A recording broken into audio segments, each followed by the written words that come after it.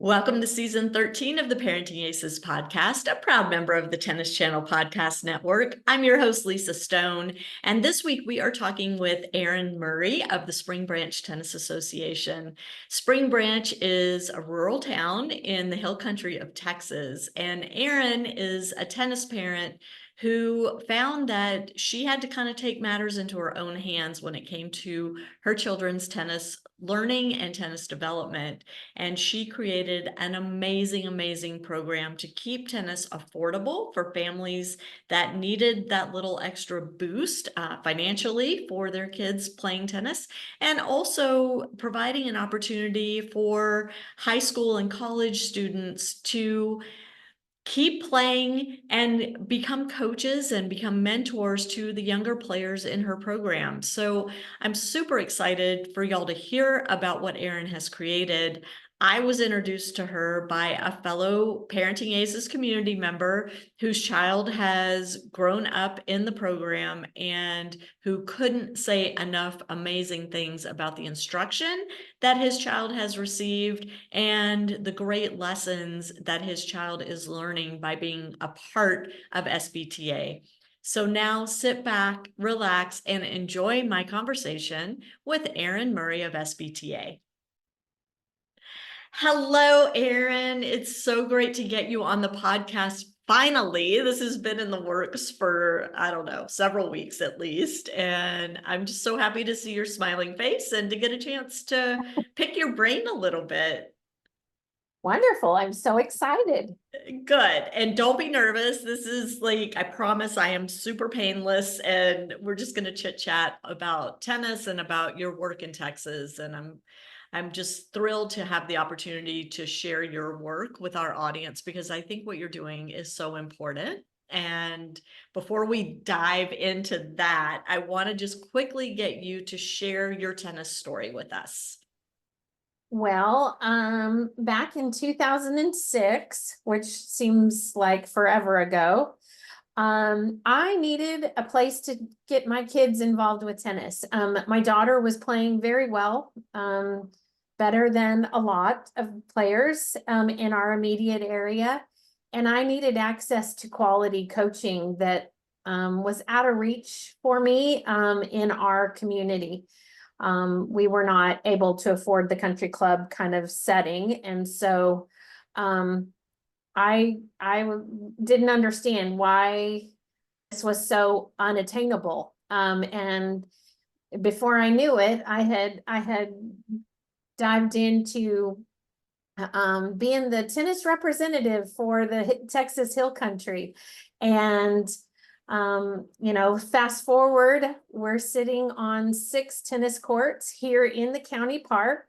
They are open to the public, and we bring in coaches of all caliber to work with the kids in our community. And those that can pay do, and those that can't don't. And how are you funded? How do you maintain your program? How do you pay the coaches and your staff? And yourself, I hope. We fundraise, we do sponsors and donations, we do a lot of grant writing. We do have program income, and so the program income is always good and wonderful, and all of those things together, we just balance each year what we can give away and what we need to keep moving forward. So I want to just kind of deep dive into your background. You said you kind of fell into this because you needed a place for your kids to play tennis and get instruction, quality instruction. There are some great tennis academies, some great coaches in Texas, but the challenge was more financial than anything else. So what is it about your background that led you to believe that you could start a program like what you're doing at the Spring Branch Tennis Association? I don't have a history of any of this. I don't have a tennis background. I don't have a coaching background. I really don't know. And I feel like it's a plan far bigger than me, that was put in my path. And I just keep putting one foot in front of the other and allow it to go where it goes. And it's been wonderful.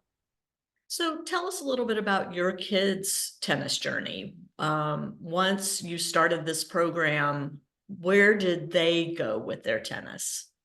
Well, my daughter was the one who initially connected with the sport, and she went all the way to college tennis, and then kind of decided she was ready to hang up her racket. My son, he played NAIA tennis for A&M Texarkana, did very well there. And then he came back here to the tennis center, and he is our director of tennis here. He is certified level 1, level 2, and high performance. And he works with all of the kids. And so he has turned it into a career. I love that. I love that. You said there was a need for affordable tennis in the Spring Branch community. You guys where are you located in the state? Like what big city are you near? Well, we're about 30 miles north of San Antonio and about 40 miles southwest of Austin. Okay. So we're kind of right in the middle of the two large cities. Got it. And I mean, traditionally, that area of Texas hasn't been, a big tennis area. Tennis has been more focused. Well, Austin has some great tennis, but mostly Dallas and Houston is where you're finding, or those surrounding areas where you're finding the major tennis academies in the state of Texas. Are you finding it a challenge to get players? Because also not being in a big city, my experience of growing up in the South is the sport of choice is typically football, baseball, basketball. Yes, you're right. Yeah. We, just out my window is a goalpost that is a pee-wee football field.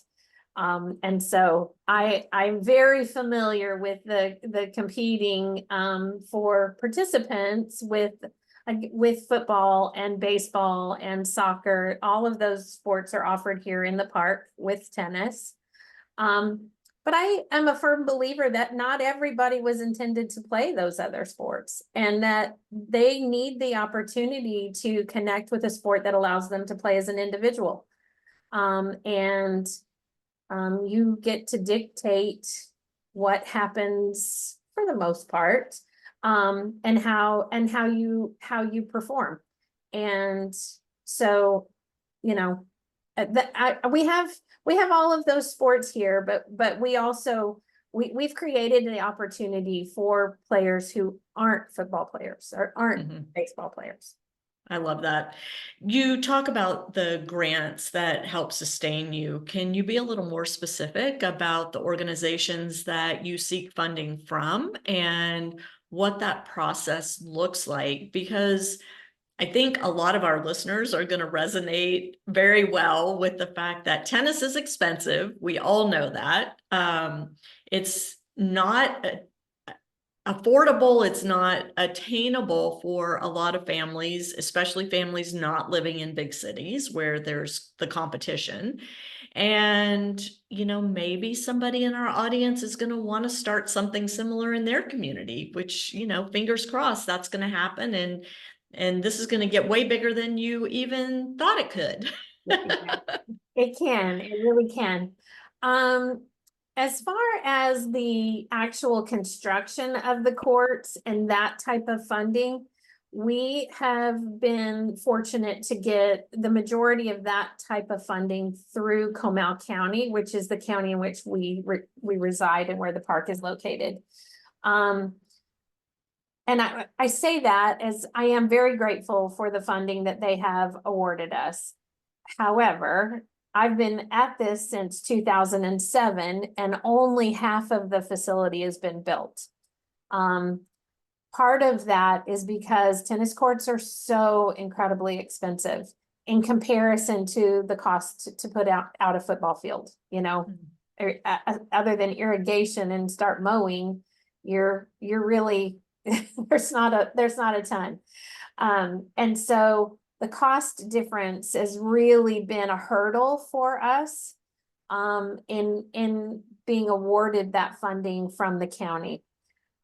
They see the value, they understand the need, but it's just really, really hard for them to pull the trigger on that. So, one of the things that we do, kind of like to bring to their attention is once those courts are on the ground, there's not a lot of maintenance. The maintenance is minimal, on a year-to-year basis afterwards, unless you have a major, malfunction or something. But, the annual maintenance is minimal in comparison to like a football field or a soccer field or a baseball field where irrigation is constantly an issue, and top dressing and all of the things that they do to keep those fields in the condition that they are. So we don't have as much of an issue with that. A net is $300 or $400, and power washing the courts annually and that kind of thing is a minimal expense in comparison to their annual. However, again, we jump to $400,000 or $500,000 to put in a bank of courts and lighting, where it's $50,000 to put in a football field or something. So it's hard to get over those hurdles. Sure. And we've done it bit by bit, but we have a ways to go still. Do you work with your Parks and Rec or just the county as a whole? Well, our county doesn't have a Parks and Rec. Oh, so we have to deal directly with the commissioners and the judge. got it. Okay. And so in addition to the county funding, what other funding are you receiving? Are the governing bodies helping out? Your private industry helping out?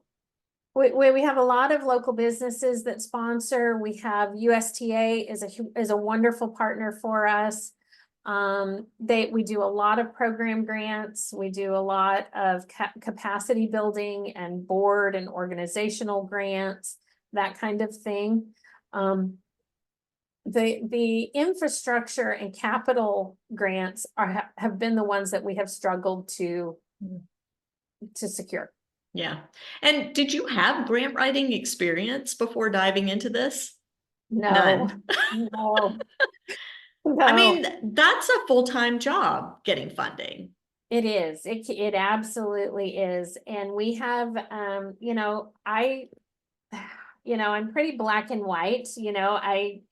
I don't beat around the bush. I just come out and say what I need to say. And that has played well for me in my grant writing.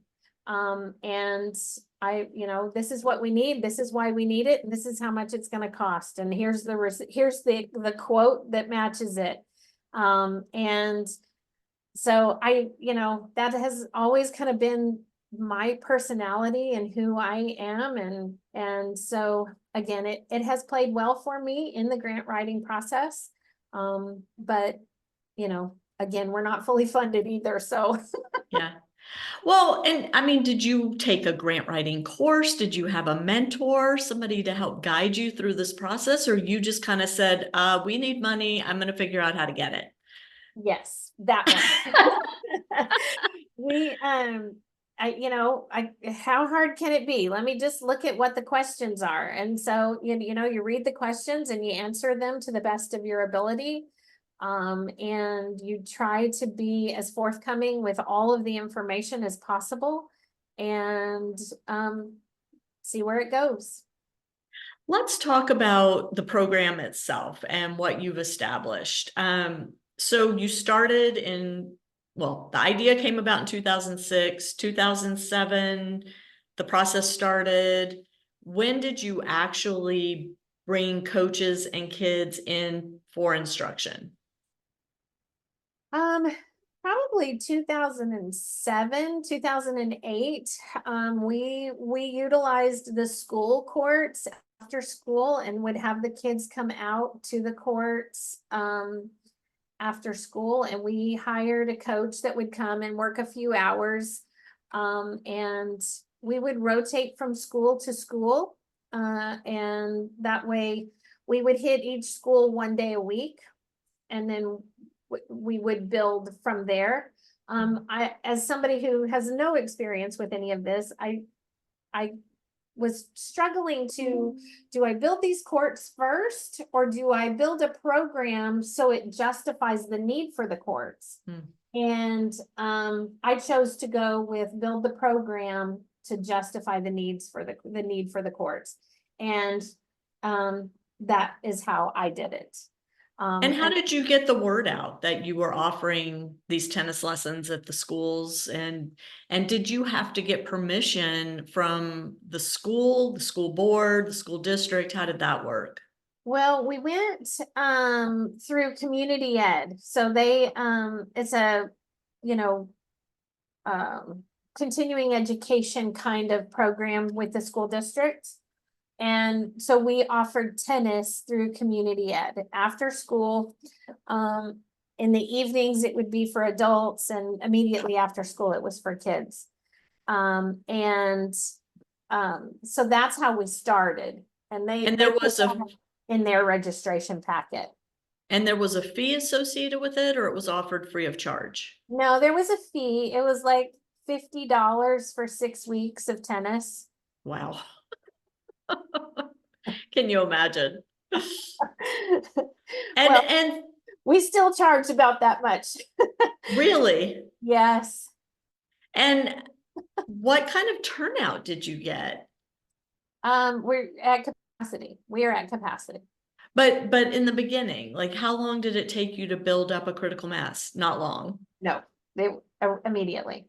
Yeah, it's so funny. I think I shared this with you when we talked on the phone, and I've certainly shared this with our audience before, but when my son started middle school, I was looking to start a middle school tennis program in our school district, public school. And same thing. I mean, we had over 600 kids at 4 schools, and it was like, holy cow, like, there is a need for it. So I did the same thing you did. It's like, let's build the program and prove the need for a facility. Right. Well, and as that happened, I realized this was far bigger than me and my 2 kids. You know, it was great that my kids were getting the opportunity to have access to everything that I was producing, but it also, there was just so many that were involved and moving through the tennis ranks that I was so excited and proud to be a part of. When you first started out, I'm guessing you had kids of varying athletic abilities, varying ages, and all of that. How did you manage that to make sure that everybody was getting the level of instruction that they wanted or needed?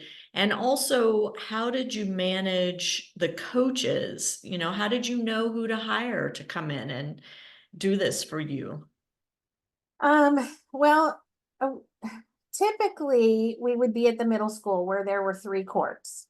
And so you would have the higher level kids on one, the mid-level kids on another court, and then the lower beginner kids on a third court. Is how we would break out each group. And you know, I really was just taking anybody who would help me. And the more tennis knowledge they had, great. But I just really would take anybody who would be willing to help me. And honestly, those kids, the kids in the beginning, those stronger kids just wanted to hit with each other. So there wasn't, while they didn't get a ton of instruction through those early day programs, they did get an opportunity to hit with like level players, and get out there and do some drills and do some other things that they didn't get access to at school or anywhere else. And then, you know, we always from day one have been such a stickler when it comes to oh, I'm drawing a blank on the dang word. Sportsmanship. That's, you know, it is, we instill that piece into the culture of our program, as sportsmanship just means everything. How do Women, you do that? How do you do that? making sure that everybody knows the rules, making sure everybody knows what etiquette is and what those etiquette rules are, so that they make a conscious decision to cross the line or not. And our kids continually win sportsmanship awards across the board. When they go out, they come back, I won sportsmanship. I won sportsmanship. I got the, and they come back with their glass trophy for sportsmanship. And those are the most amazing awards to me than the win. Yeah. And so that is what we instill here. And it has been since the beginning. See, this just reinforces my belief that if you explain to the kids what's expected of them and let them know that this is the ethos of our program. Right. And we don't tolerate anybody going against that. And you communicate that clearly and regularly, and then you demonstrate it. Say again? Early. Got it. Yes, Right. from day one. From day one. Yeah. Absolutely. That the kids will step up. They're not going to disappoint you because they don't want to be booted out of your program. Well, And what's really interesting is to watch them be so appalled by the others that don't know the rules and don't know what etiquette is and don't know, and can you believe their behavior? And it's so funny. And it's like, yes, that's what we're trying really hard to stop. So yeah. Well, and it's not necessarily that these other kids don't know. They're just not being told that this is what's expected of them and that there will be consequences if you behave in a certain way. right. Absolutely. Because they certainly know. I mean, the rules of tennis are pretty clear and pretty simple. The thing is, though, is it's acceptable behavior in so many places. Right. And a lot of the coaches, their behavior is just as poor as their players. And, and it's unfortunate. And I think it could, really demise the face of tennis if it got on top. Yeah. If majority became the rule. So yeah. We don't do it. And it is yeah, I get it. I mean, I that out here on our tennis courts, and I don't have to say anything. The rest of the kids will shut it down. So it's a culture that we have instilled and we are incredibly proud of. Yeah, and you should be. Can you talk us through the demographic of your players and your coaches when you first started and compare that to the demographic of your players and coaches now 18 years later, 17 years later? When you say demographic, what are you at? Age, income level, gender division, experience, all those little details. And I don't need exact numbers, but just kind of trying to get a feel. So our gender is pretty 50-50. Our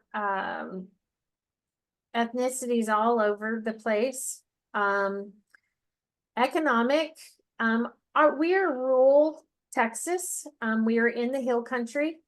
If anybody really has spent any time in this area, it's very, very high and very, very low, and not a ton in between. You mean economic status? Economic status. Gotcha. And so, when I say the people that can afford pay and the people that can't afford don't, I would say, I don't want to say it's quite 50-50, but it's probably 60-40. In favor of paying or those that can scholarship? pay, those that can Okay. pay. Got it. And let's see, what was the other comparison? So economic, gender, ethnicity. Experience level, age. So a lot of our kiddos are beginner to intermediate. Our advanced players, we have a handful of advanced players, but like I've mentioned to you before, we do have a tennis academy about 20 minutes away from here. It is a very well-known, very high profile tennis academy, and we often lose our advanced players over there, which I don't love, but I also understand. And if we can instill early in our beginner and intermediate the things that we are instilling with them, they can go and thrive wherever they proceed to, whether that be college or wherever they go. And now, so have your demographics changed significantly over the years, or has it been pretty much a similar snapshot since the get-go? It's pretty consistent. Yeah, I wouldn't say it's changed much. Okay. And so when you started on those 3 middle school courts, did you have 3 coaches, or where were you with the coaching staff at that point? Myself, my husband, and then I hired somebody. And that person changed regularly. When we would be done with our program, we'd have a dry spell and they'd have to move on, and then I'd have to find somebody else. So that one coach for a long time was a kind of a rotating door, unfortunately. It wasn't until that we got our courts at the park and we were able to consistently have programming all the time that we were able to get somebody more consistently. And how many years was it before you were full-time at the park? Probably almost 10. Okay. So it's been relatively recent that y'all have been at the park. I mean, it's been... Well, we've been here 2012, they built the first 2 courts. 2014, they built the next 2 courts. 2017, they built the next 2 courts. So at that point, 6 courts on the ground, it was a lot easier to have consistent programming going on. The problem was we had porta potties with no bathrooms, no water. And so in 2020, they built the building where I'm sitting now, with restrooms and water fountain and all of that kind of fun stuff. And during COVID, or? Well, they built it before COVID, but we got the keys February 27th of 2020, and we were oh my gosh, 2 weeks, and then shut. Yeah. Wow. Oh my gosh. That's crazy. And now I just want to kind of get you to give us the picture of what the program looks like today. How many kids, how many coaches, and what do you offer? Well, we have red ball, orange ball, green ball, yellow ball, and an elite program. We have about 15 kids in the elite, which is your more advanced high school varsity players. And then you've got the intermediate and all beginners. We're running about 65 kids a week. And that each week is independent of itself. And we do have a handful of kids that are repeat week after week after week over the summer. And then the rest of them are all new to the program. So we're exposing a lot of kids to tennis. So we're super excited about that.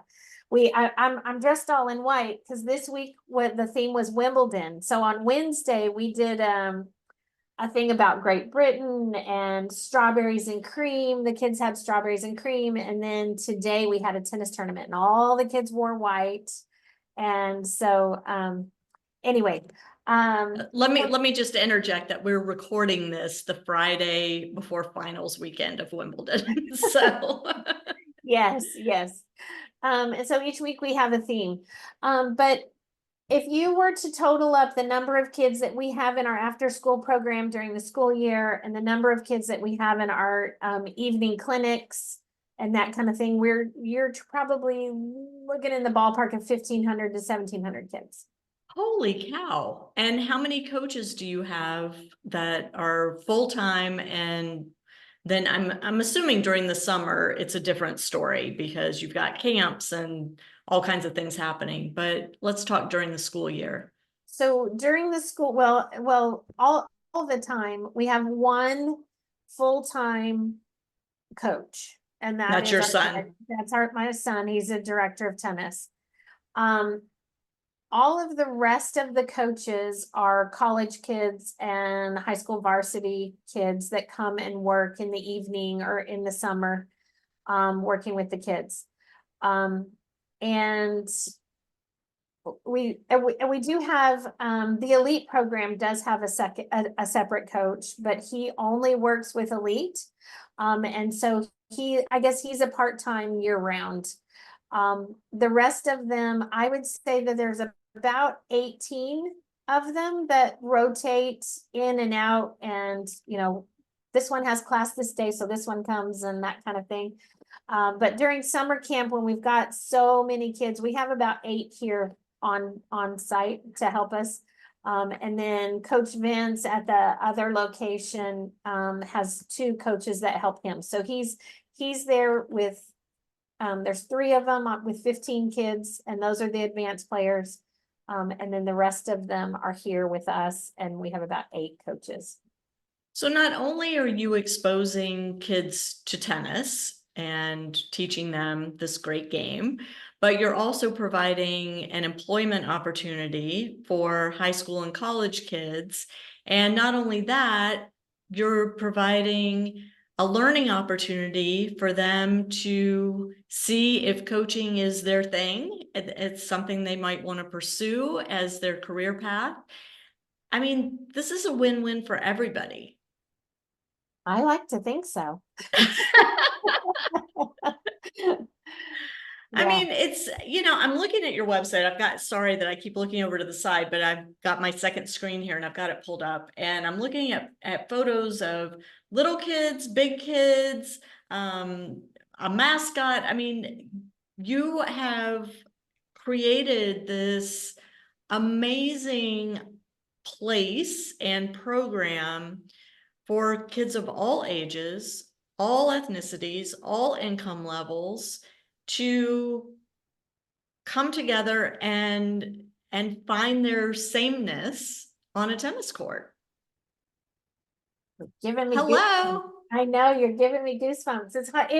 You get into the grind and you forget to look at what you've done, and I'm very proud. As you should be. Are there long-term plans for this to continue? I mean, I get asked this question all the time with Parenting Aces, like, your kid's a grown-up now, why are you still doing this?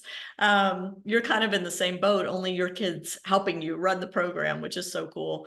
But like, where do you see this in 5 years, 10 years, 15 years?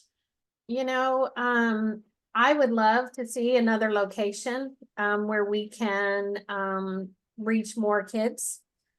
I would love to see kind of create a situation where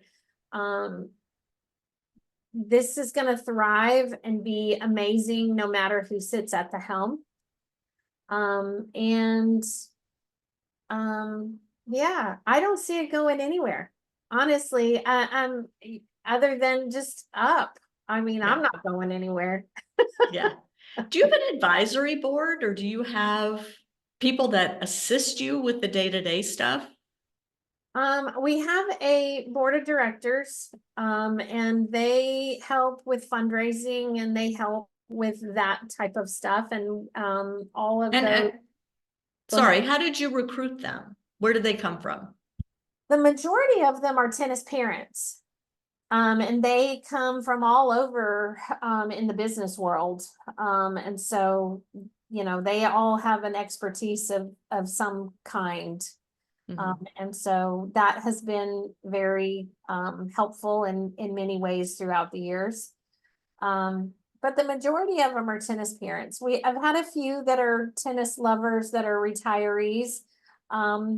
But for the majority, it's tennis parents. They see the value in what we do and want to have a say in how we move forward. Yeah, I get that. I see that you also offer tournaments. Can you kind of talk us through how that came to be and how you manage that crazy world of competitive tennis? Well, honestly, Kendall, my son, is the one who handles all of the tournaments. But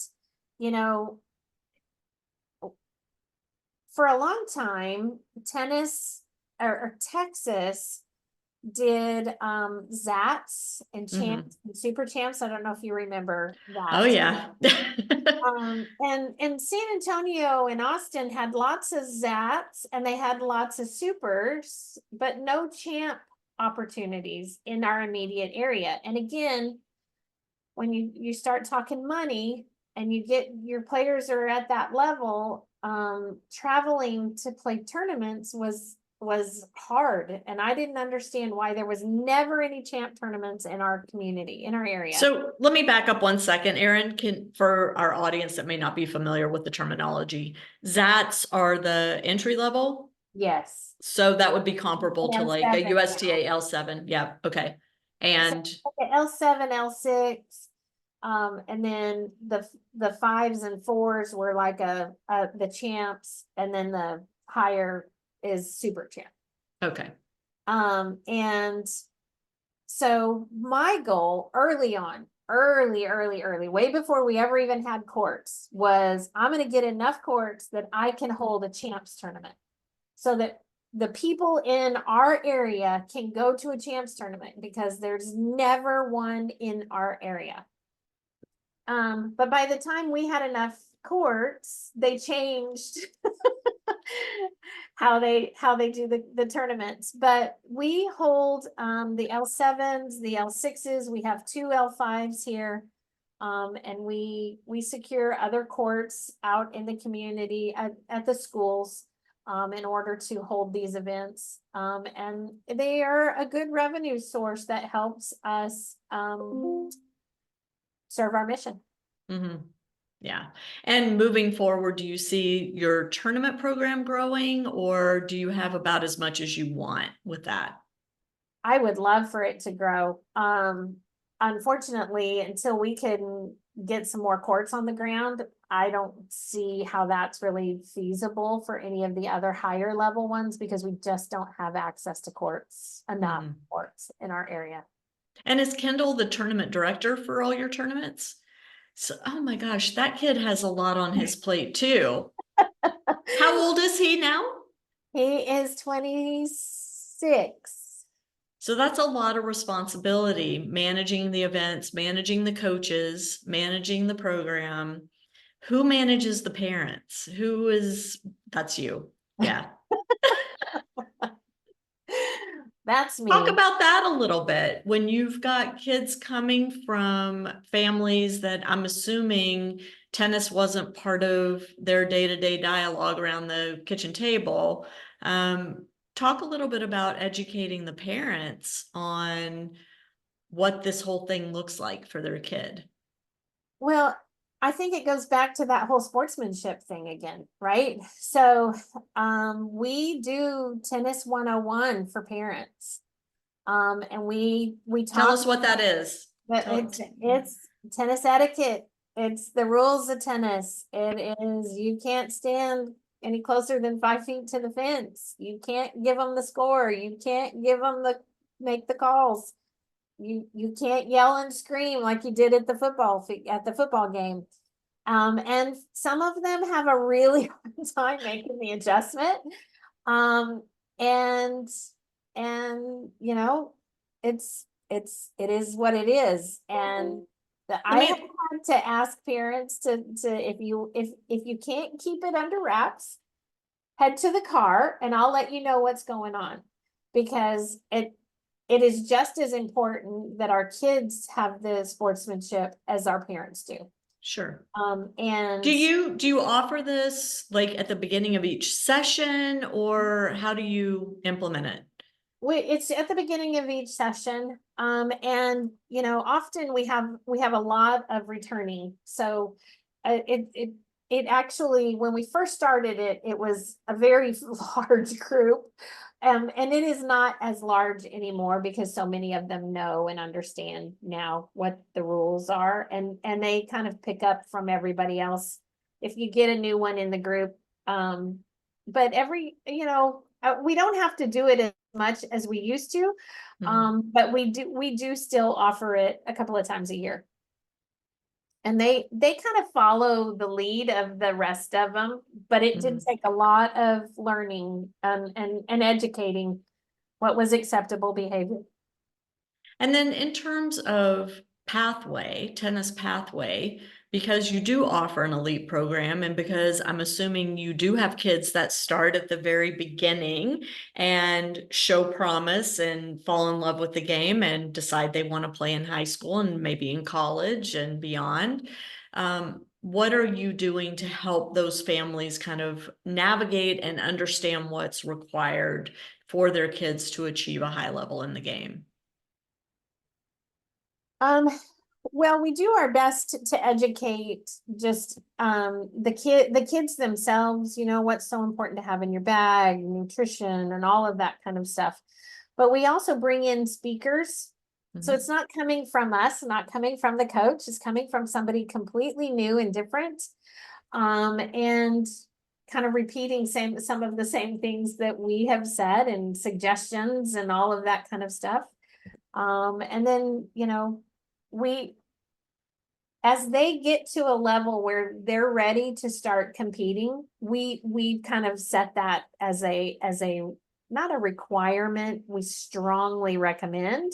You can't just practice, you've got to put it to work. You'll begin to connect the dots of why we do all of these things when you forced to put it to work in a tournament, in a competitive situation. And so yeah, that's kind of, we don't require it now. And in the elite program, they are required to play a certain number of tournaments within a 30-day period. But in the other ones, not so much, not required, but we certainly do push them to do so. And then we also do junior team tennis, which is a huge thing around here. And how many teams do you field at your program? Ballpark. We do about 5 or 6. But again, we have green ball, yellow ball, all the different skill levels at the different ball colors. We have orange ball and red ball.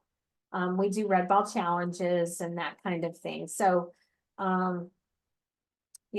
And then we have teams from around the area come and play with us as well. So, we have I want to say maybe 40 teams that play. Oh my gosh. That's awesome. Yes, it's exciting. We love it. Talk about some of the accomplishments of some of the players that have come through your program, because y'all have been around long enough now that you've seen kids start at a young age and, move through high school, maybe even through college. We have had, I wouldn't know an actual count on college tennis. Yeah. But I know that several have gone on to college tennis. I know that a bunch of them are doing rec tennis at college. And I've got quite a few that just kind of keep in touch, and even though they're still not actively playing tennis,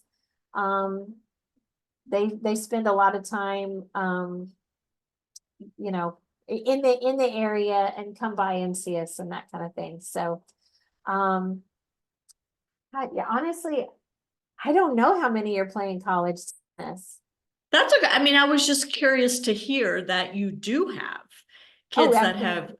Yeah. yeah. So this isn't your typical low-key park recreational program.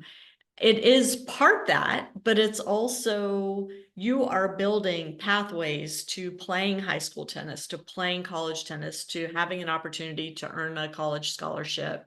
And on top of that, giving the older kids opportunities to develop coaching skills and share what they've learned with the younger kids or the less experienced kids. So it, I mean, to me, this is what community tennis is, right? It's seeing a need in your community, it's securing some funding, setting up an opportunity to bring these kids together. It's not that out the gate you had these phenomenal players and these phenomenal coaches coming together. This is kids that wanted to run around and hit tennis balls. This is a mom and a dad that wanted to support their own kids and were willing to give up time to come out and share that with other children in the community. And from there, it's grown into this amazing, amazing program. I mean, this is so cool. Thank you. As we were talking about college scholarships, we gave 5 this year. You gave 5. SBTA gave 5 this year. Funded how? Through our fundraisers. I Wow. identified 4 college scholarships. And so if you have to do a certain number of community service hours with us. And you have to have participated in our program at some point. You don't have to currently be in our program, but you do have to have participated at some point in our program, and then the community service hours. And we gave 5 college scholarships this year. And I mean, are you going to do that again? And how do people apply? And we need to let people know about this. Yeah, at the beginning of the year, the application is available online and On your website? on our website. Okay. And again, you have to have participated in our program at some point, whether it was you came to summer camp 3 years ago, that's fine. But then there's also that community service piece. You've got to Yeah. do community service with us. And that can be coaching a red ball team. That can be working the concession stand during an event. And that, there's all kinds of things that you can do within the organization to get your community service hours. But yeah, each year we kind of identify funds that we want to utilize for the scholarship, and based on the number of applicants we have each year, depends on what the value is of each scholarship. So yeah, we were super excited to give 5 this year. That's so cool. We will share the website in the show notes. So I want everybody to know, but it is, I'm just looking at it, springbranchtennis.com is the website in case you don't have access to the show notes. Write that down, springbranchtennis.com.